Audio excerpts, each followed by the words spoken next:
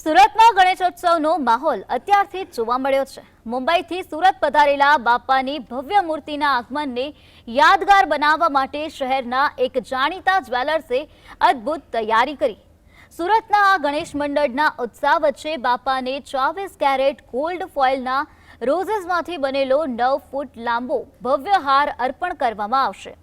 આકર્ષક હાર તૈયાર કરતા કારીગરોને 8 થી 10 દિવસનો સમય લાગ્યો છે।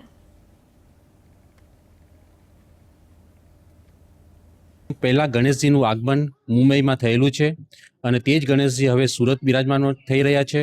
તેમનું આગમન માટે અમે લોકોએ સ્પેશિયલી 24 કેરેટ ગોલ્ડ ફોઇલ રોઝીસમાંથી આખું બુકે લાઈક મોટો આખો હાર 9 ફૂટનો હાર બનાવ્યો છે।